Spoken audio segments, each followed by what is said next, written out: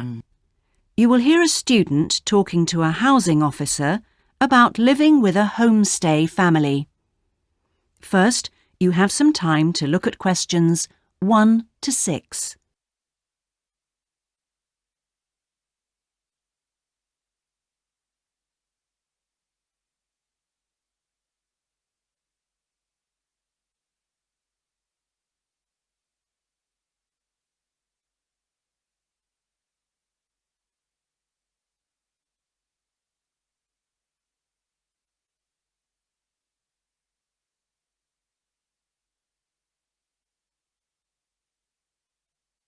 Listen carefully and answer questions 1 to 6. Yes, what can I do for you? My friend is in homestay, and she really enjoys it, so I'd like to join a family as well. Okay, so let me get some details. What's your name? My name is Keiko Yuchini. Could you spell your family name for me? It's Yuchini. That's Yuichini. And your first name? It's Keiko. Keiko. That's Keiko Yuchini. Okay. And you're female. And your nationality? I'm Japanese. Right. And could I see your passport, please? Here it is. Okay. Your passport number is JO6337. And you're how old? I'm 28 years old. Now, you live at one of the colleges. Which one? Willow College, room 21C. Right. 21C Willow College. And how long are you planning on staying with Homestay? About 4 months. Longer if I like it. And what course are you enrolled in? Well, I've enrolled for 20 weeks in the Advanced English Studies because I need help with my writing. And I'm nearly at the end of my first 5-week course. Okay. Do you have any preference for a family with children or without children? I like young children, but I'd like to be with older people.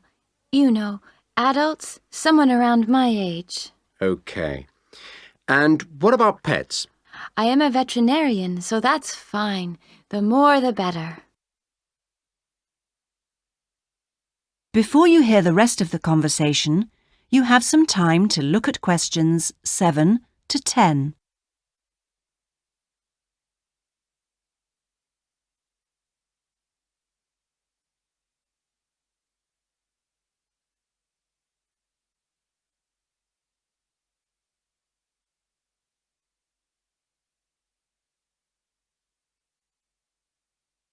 Now listen and answer questions 7 to 10.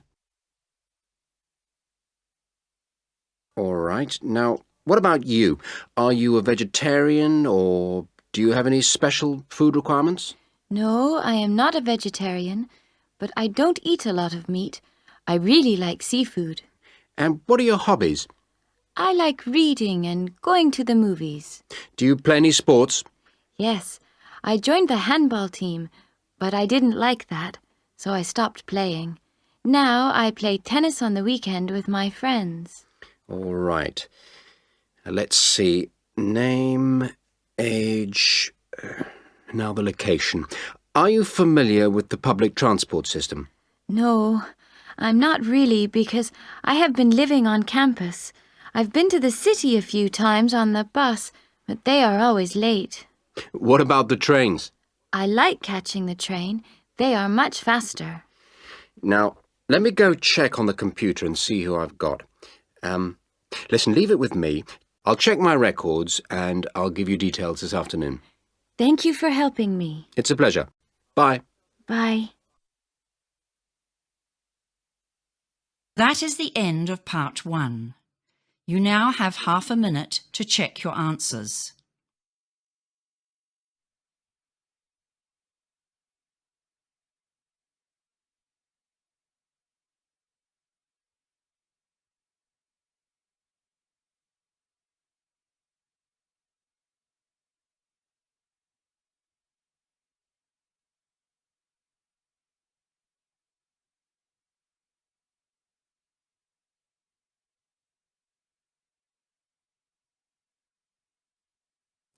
Now turn to Part 2. Part 2. You will hear a guide giving a tour of a park. First, you have some time to look at questions 11 to 14.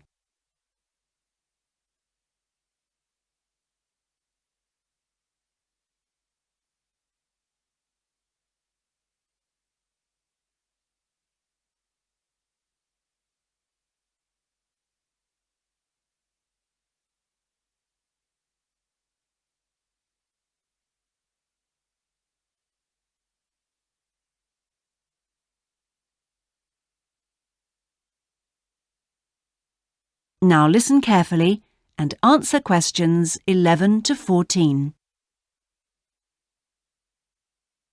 Welcome to all of you. Can everybody see and hear me? Good. I'm Sally, your guide for this tour of the Bicentennial Park. I hope that you're all wearing your most comfortable shoes and that you can keep up the pace. So, let's get underway on our tour around this wonderful park. I'll start today with some general background information. There used to be a lot of factories in this area until the 1960s. Creating the park required the demolition of lots of derelict buildings on the site, so most of the exciting park space all around you was originally warehouses and storehouses. The idea of building a public park here was first discussed when a property developer proposed a high-rise housing development, but the local community wasn't happy. If the land was to be cleaned up, they wanted to use the site for recreation. Residents wanted open space for outdoor activities rather than housing or even an indoor sports complex. Now, to the Bicentennial Park itself. It has two areas, a nature reserve and a formal park with man-made features and gardens. The tall blue and white building in front of us is called the Tower and is the centre point for the formal gardens. It stands 12 metres high, so follow me up the stairs to where we can take advantage of the fantastic views. Before you hear the rest of the tour, you have some time to look at questions 15 to 20.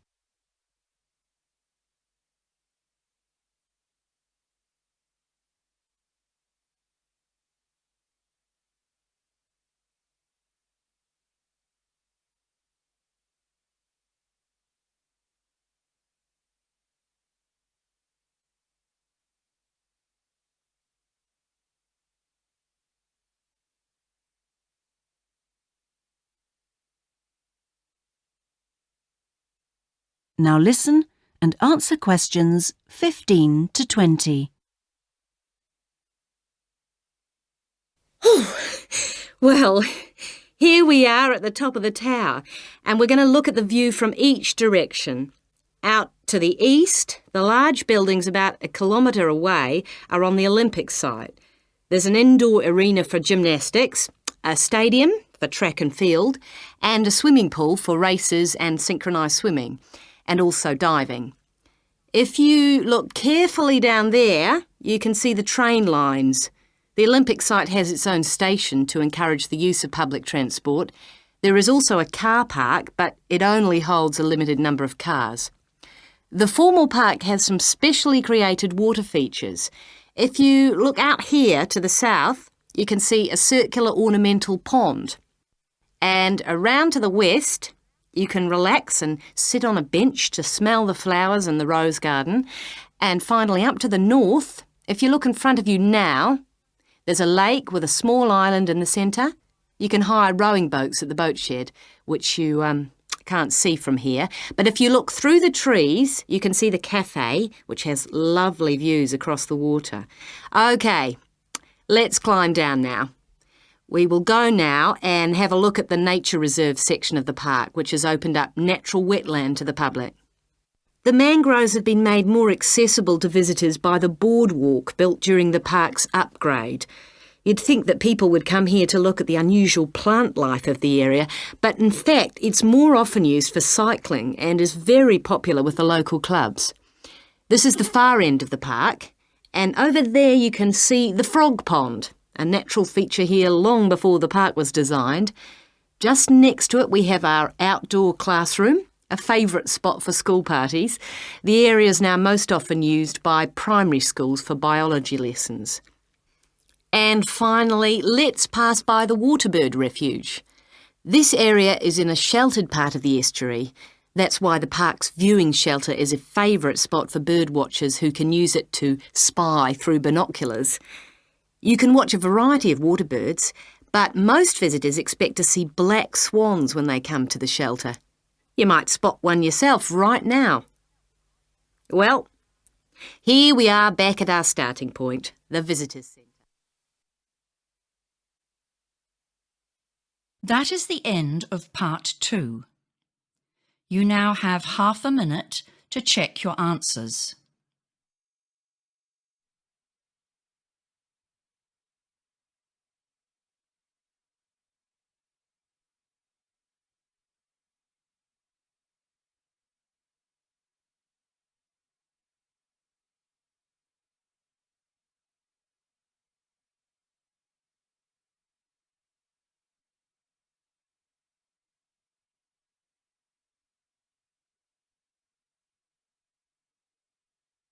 Now turn to part 3. Part 3. You will hear 2 students discussing a geography presentation they're going to give. First, you have some time to look at questions 21 to 26.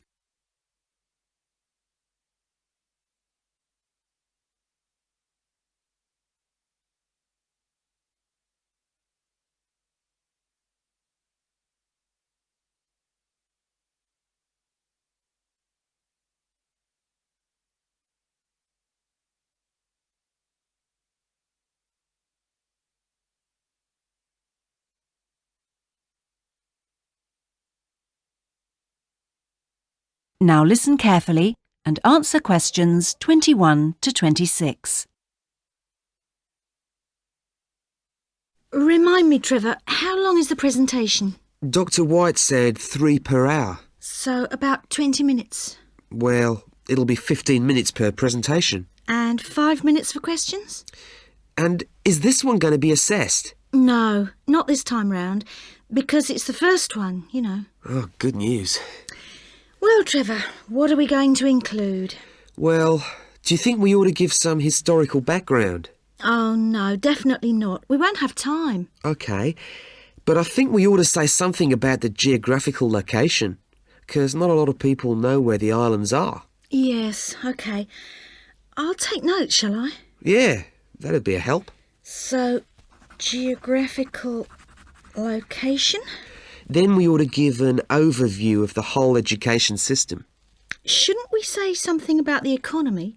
You know, agricultural produce, minerals and so forth? Well, Dr. White said we shouldn't go into that sort of detail. But it's pretty important when you think about it, you know, because it does influence the education system. Look, let's think about that one later, shall we? Let's see how we're doing for time. OK, so general overview of education? Of course. And then the role of English language. No, that goes in the language policy seminar, don't you remember? Are you sure? Positive. All right. So those are the topics we're going to be covering.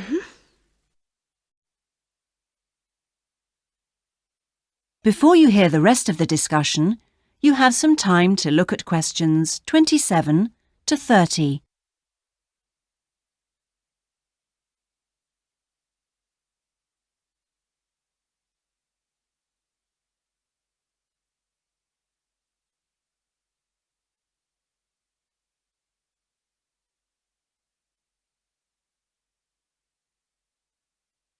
Now listen and answer questions 27 to 30.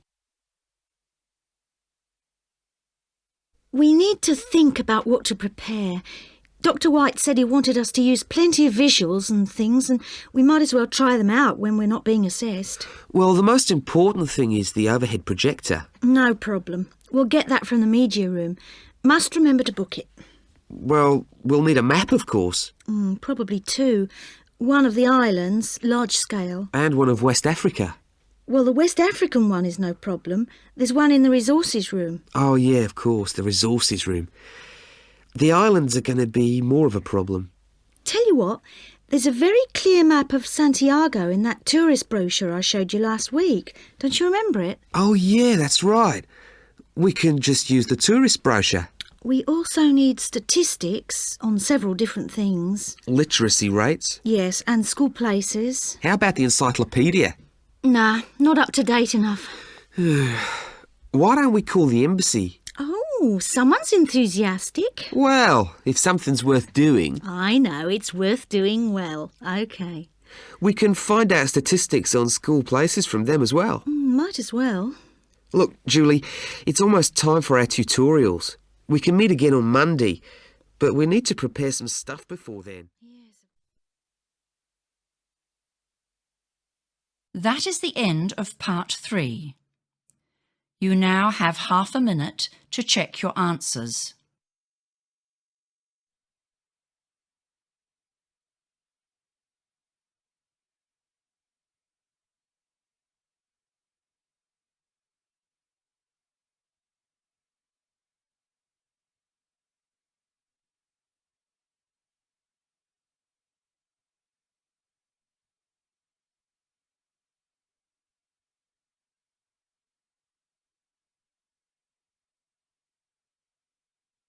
Now turn to part 4.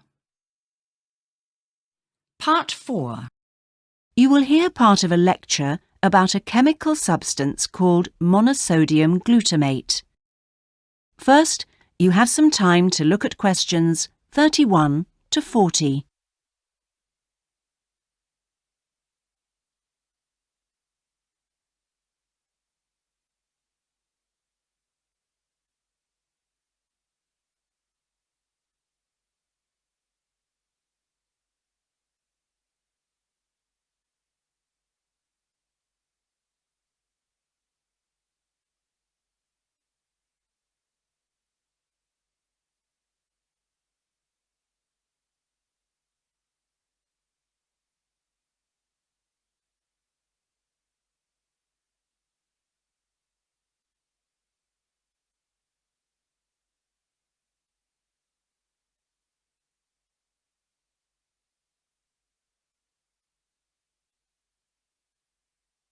Now listen carefully and answer questions 31 to 40.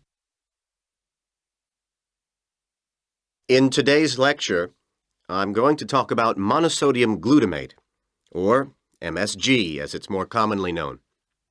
Now, MSG, as you probably know, is a flavor enhancer which is used particularly in Chinese and Japanese cooking. Today, I am going to explore why it is so popular in these cuisines, and more importantly, how does it enhance the flavor of food? The main reason why MSG is more commonly used in Japanese meals is tradition. For many thousands of years, the Japanese have incorporated a type of seaweed known as kombu in their cooking, as they discovered it had the ability to make food taste better. But it wasn't until 1908 that the ingredient in kombu, which was responsible for the improvement in flavor, was actually discovered to be glutamate by scientists working there. From 1908 until 1956, glutamate was produced commercially in Japan by a very slow and expensive means of extraction. It was in 1956 that the speed of the process was improved and industrial production increased dramatically and still continues to increase to this day. In fact, hundreds of thousands of tons of MSG are produced all over the world today.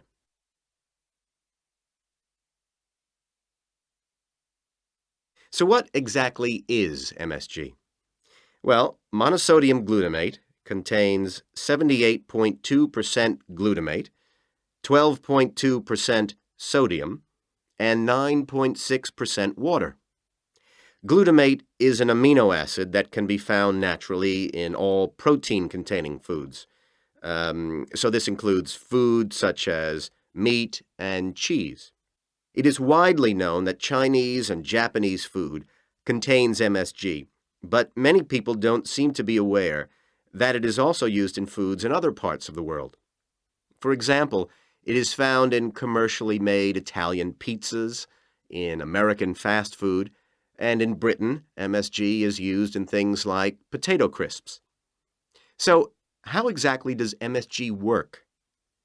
Well, in the Western world, we commonly talk of 4 tastes, and I'm sure you're all familiar with the concepts of sweet, sour, bitter, and salt.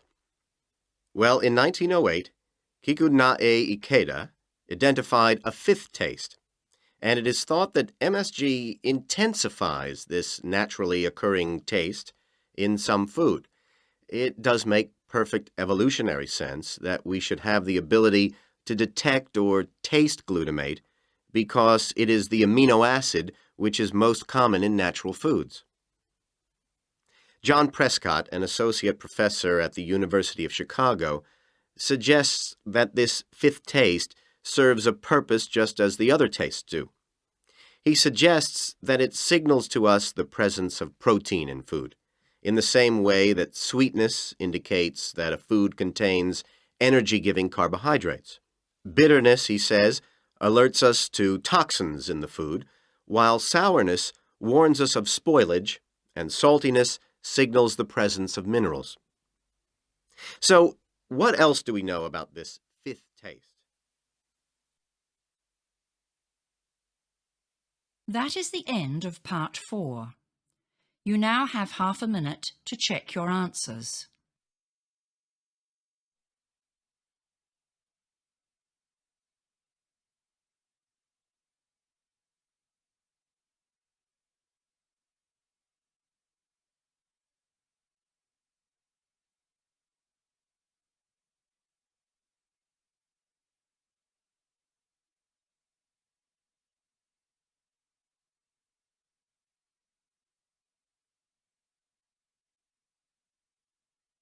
That is the end of the listening test. In the IELTS test, you would now have 10 minutes to transfer your answers to the answer sheet.